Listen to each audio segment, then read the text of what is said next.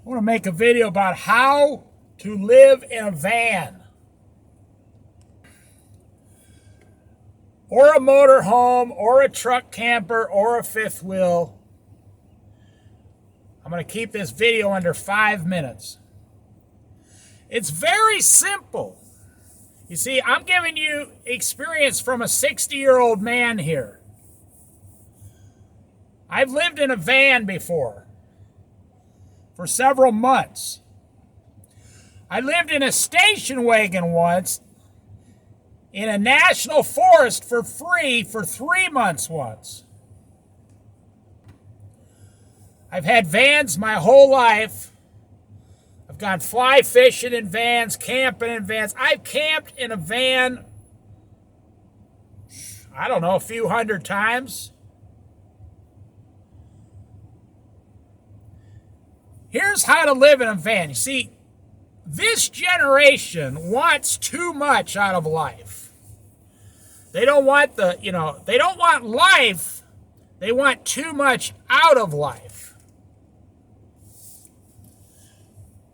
Living in a van is simple. You need a mattress to lay down and go to sleep. You need a place to go to the bathroom, a place to wash up once in a while, shower, and a way to cook food. Those 4 things. You need a place to sleep that's safe, a way to cook food. I don't care if it's just oatmeal or, unless you're a strict, raw vegetarian, then you don't have to worry about cooking. But aha! What about your coffee, man? You still need a way to get hot water. So you need a place to sleep.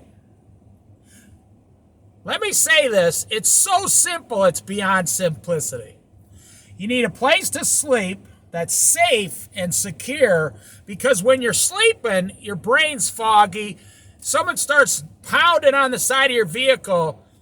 You're in a daze from sleeping, a sleep daze. You're not going to know how to handle the situation immediately.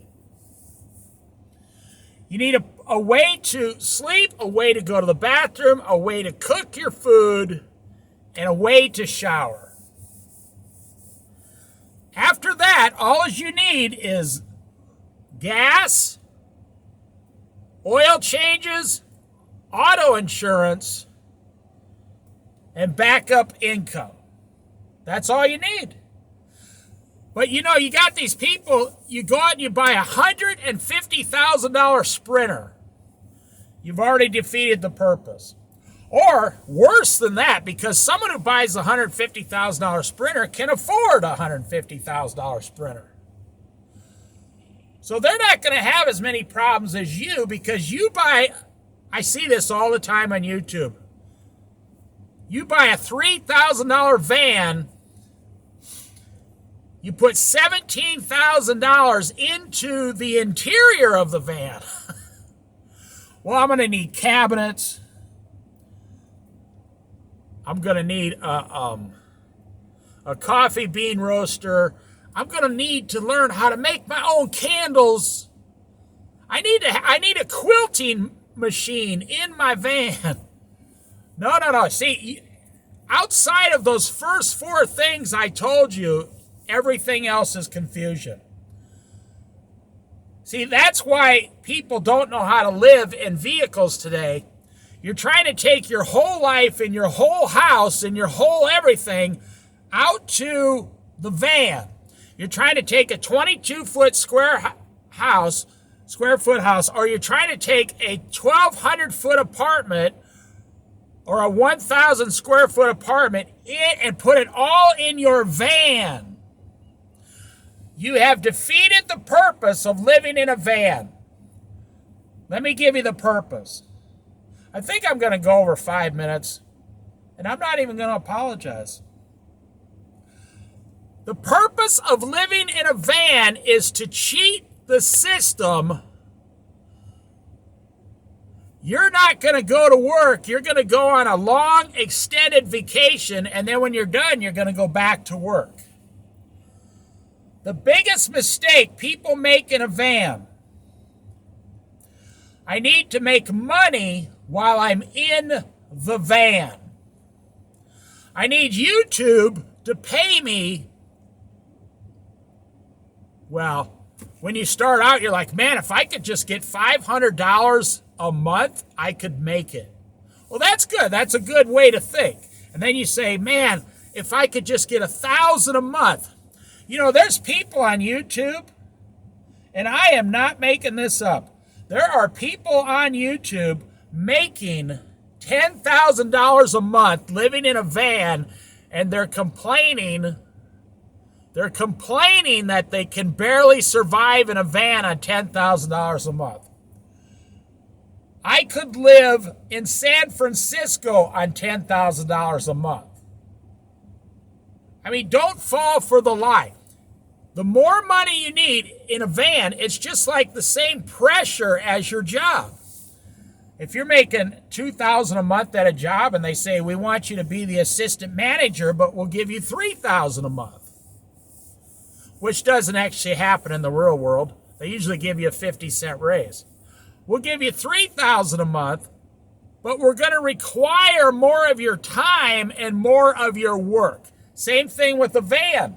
The more money you want to make is going to take more of your time, more of your efforts, more of your energy, and you, my friend, have defeated yourself. You have completely defeated the purpose that you wanted to go live in a van. The purpose was simplicity. You wanted to go walking on the beach. You wanted to go to Wall Drug in South Dakota and get a bumper sticker. You wanted to go to Mount Rushmore. You wanted to go to the Grand Tetons. You wanted to go to the Grand Canyon and hike to the bottom and hike all the way back up. So you can tell your grandkids, that's right, I went to the Grand Canyon. You see, you want to have memories. You're the type of person that wants to get in advance. So let me conclude this. Any idiot on the planet, and I put myself at the top of the idiot list. If you've ever been camping with me, it'd be like nothing you've ever experienced before. If I want luxury, I'll go inside the house. I don't buy wood to go camping. I go in the forest and get wood.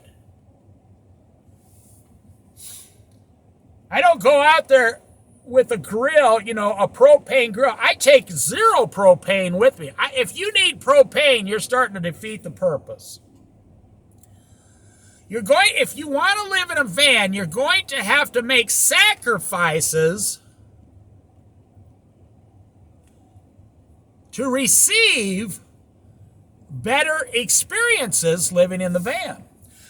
So you need to say, I'm going to temporarily live in a van, a place to sleep, a place to go to the bathroom, security, a nice good running van, a way to cook my food.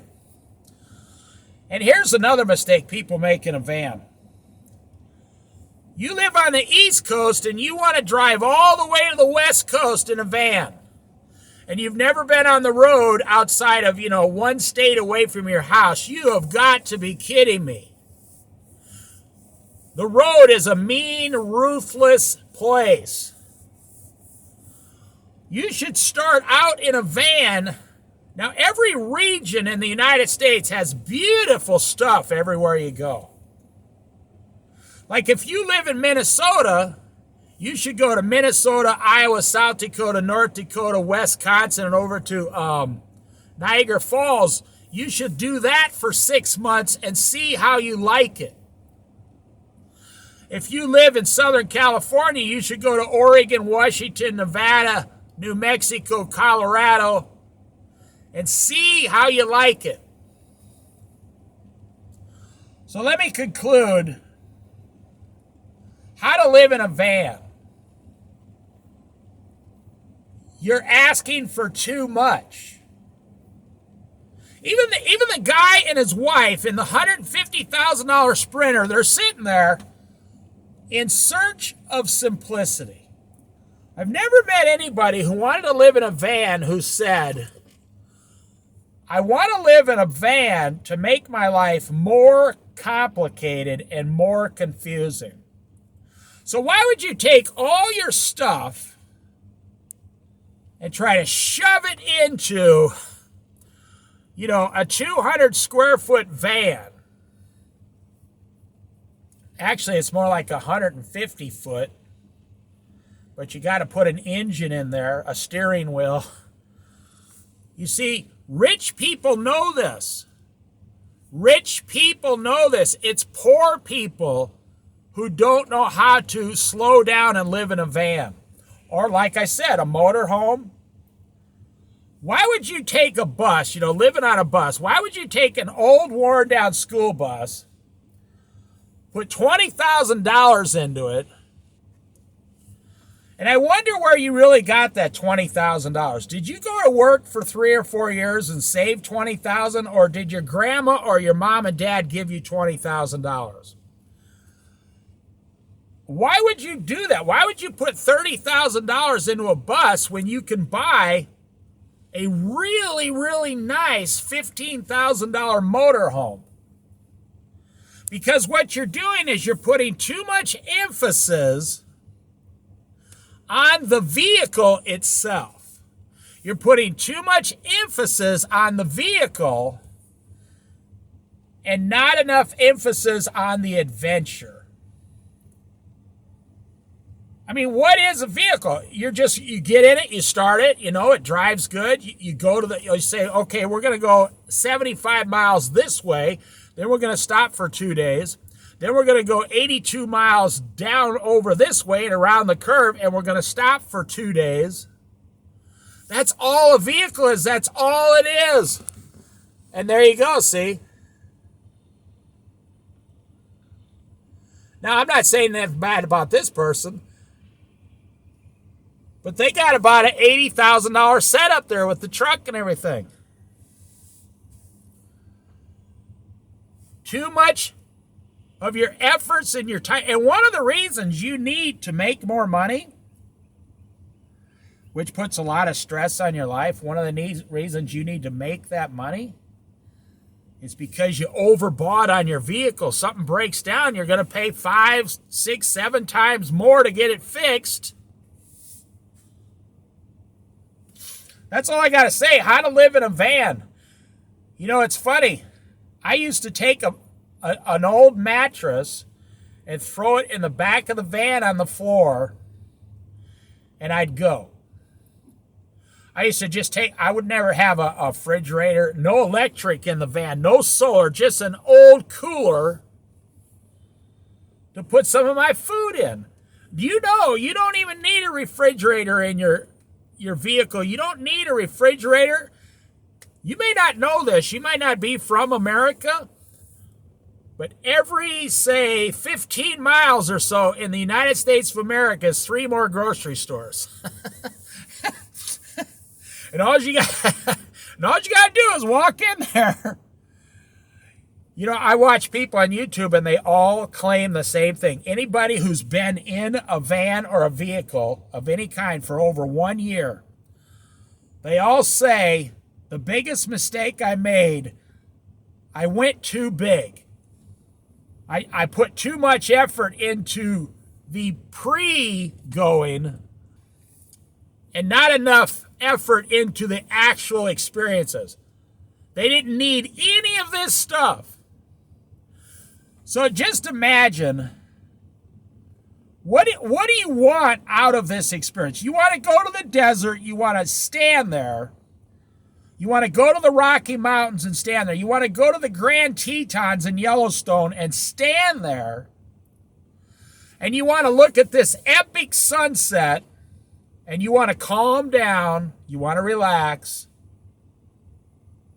You want to tell the person you're with you love them. If you're a Christian, you want to praise God like me. You're not looking for the van. You're looking for the experiences. The van is only this simple, inexpensive tool to get you to the next experience, and it will save you money.